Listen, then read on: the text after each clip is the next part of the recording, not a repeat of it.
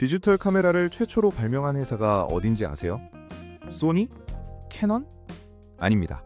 정답은 코닥입니다. 네, 맞아요. 필름 카메라의 제왕 코닥이 디지털 카메라를 세상에서 제일 먼저 만들었어요. 1975년에요. 그런데 그 코닥이 2012년 파산 신청을 하기에 이르렀습니다. 스스로 발명한 기술에 스스로 죽은 거죠. 이게 말이 됩니까? 어떻게 이런 일이 가능한 건지 오늘 제대로 파헤쳐 드리겠습니다. 일단 코닥이 얼마나 대단한 회사였는지부터 알아야 해요. 1880년 조지 이스트먼이라는 청년이 뉴욕 로체스터에서 건판 제조 사업을 시작합니다. 이후 1881년에 사업 파트너십을 공식 결성하고 1892년에 지금의 이스트먼 코닥이라는 이름을 확정하죠. 이 사람 진짜 천재예요. 당시 사진을 찍으려면 유리판에 화학약품을 직접 발라서 무거운 장비를 들고 다녀야 했어요. 완전 전문가용이었죠. 그걸 조지 이스트먼이 롤필름으로 바꿔버립니다. 가볍고 쉽고 누구나 쓸 수 있게요. 1888년에 나온 코닥의 슬로건이 뭔지 아세요? You press the button, we do the rest. 버튼만 누르세요. 나머지는 우리가 다 할게요. 이 한 문장이 코닥의 모든 걸 설명해요. 사진을 대중화시킨 거예요. 귀족들만의 전유물이었던 사진을 일반인도 찍을 수 있게 만든 거죠. 코닥은 한때 필름 시장의 90%를 장악합니다. 1990년대 전성기에는 전 세계 직원이 14만 5천 명이었고 포춘 500대 기업 중 하나였어요. 1996년 기준으로 미국 내 브랜드 가치 4위, 코카콜라, 디즈니, 맥도날드와 어깨를 나란히 했던 거예요. 사람들은 사진 찍는 순간을 코닥 모먼트라고 불렀어요. 코닥이 그냥 브랜드가 아니라 문화가 된 거죠. 자, 이제 핵심입니다. 1975년 코닥의 엔지니어 스티브 세슨이 역사상 최초의 디지털 카메라를 만들었어요. 이 카메라 크기가 토스터기만 했고 무게는 무려 3.8kg에 달했죠. 해상도는 0.01메가픽셀. 사진 한 장 저장하는데 23초가 걸렸죠. 스티브 세슨이 이 카메라를 들고 시연을 했어요. 경영진의 반응이 어땠을까요? 한마디로 왜 필름 없이 사진을 찍어야 하냐는 거였어요. 회의적이었고 관심이 없었어요. 결국 외부 발표 없이 특허만 출원된 채 개발은 조용히 보류됩니다. 왜요? 필름이 안 팔리니까요. 코닥의 수입 구조를 이해해야 해요. 코닥은 카메라 자체보다 필름과 현상 서비스로 돈을 벌었어요. 필름 팔고 현상해주고 인화해주고. 이게 코닥의 황금알 낳는 거위였던 거예요. 디지털 카메라가 퍼지면 이 구조 전체가 무너지는 거잖아요. 스티브 세슨은 나중에 인터뷰에서 이렇게 말했어요. 경영진은 필름 없는 사진이라는 개념 자체를 이해하려 하지 않았다고요. 코닥이 디지털을 외면하는 동안 경쟁사들은 달랐어요. 소니는 1981년에 마비카라는 전자 스틸 카메라를 출시했어요. 아직 진짜 디지털은 아니지만 필름 없이 사진을 저장한다는 개념을 시장에 처음 선보인 거예요. 소비자들이 이런 게 가능하구나를 인식하기 시작한 거죠. 1990년대 들어 후지필름, 캐논, 니콘이 디지털 카메라 시장에 적극적으로 뛰어들었어요. 코닥도 이때 뒤늦게 디지털 카메라를 내놓긴 했어요.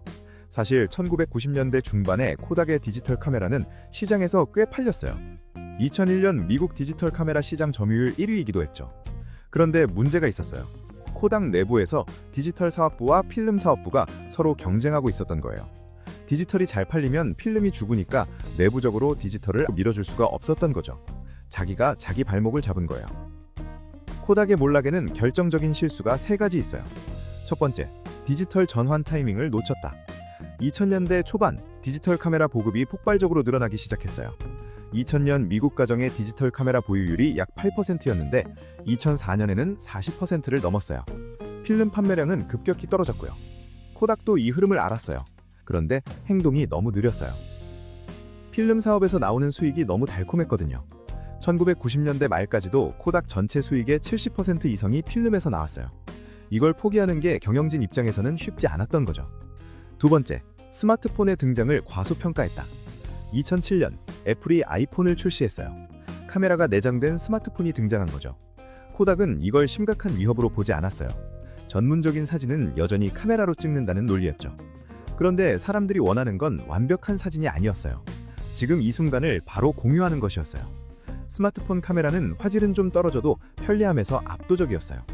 카메라 시장 전체가 흔들리기 시작했습니다. 세 번째, 특허로 연명하려 했다. 코닥은 디지털 사진 관련 특허를 수천 개 갖고 있었어요. 2012년 파산 직전 코닥은 애플, 구글, HTC 등 스마트폰 제조사들을 상대로 특허 소송을 잇따라 제기했습니다. 혁신으로 돌파하는 게 아니라 법정에서 살아남으려 했어요. 이건 이미 혁신 의지를 포기했다는 신호였어요. 소송 결과도 썩 좋지 않았고요. 결국 코닥은 보유하고 있던 특허 포트폴리오를 520억 달러 정도에 매각하면서 숨을 연명했지만 이미 늦은 뒤였어요. 그런데 같은 필름 회사인데 후지필름은 살아남았습니다. 이게 더 흥미롭습니다. 후지필름도 2000년대 초반 디지털화의 파도를 똑같이 맞았어요.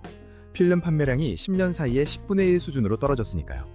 그런데 후지필름은 달랐어요. 고모리 시게타카가 우리의 핵심 기술이 뭔가를 처음부터 다시 물었어요. 답이 나왔어요. 사진 필름을 만들려면 콜라겐 성분을 다루는 화학기술, 나노기술, 항산화 기술이 필요해요. 이게 다른 산업에도 쓰일 수 있다는 걸 알았어요. 그래서 후지필름은 화장품 산업에 뛰어들었어요. 아스탈리프트라는 스킨케어 브랜드를 만들었죠. 콜라겐과 산화방지 기술을 피부에 적용한 거예요. 또 의료 영상 장비, 제약 분야까지 사업을 다각화했습니다.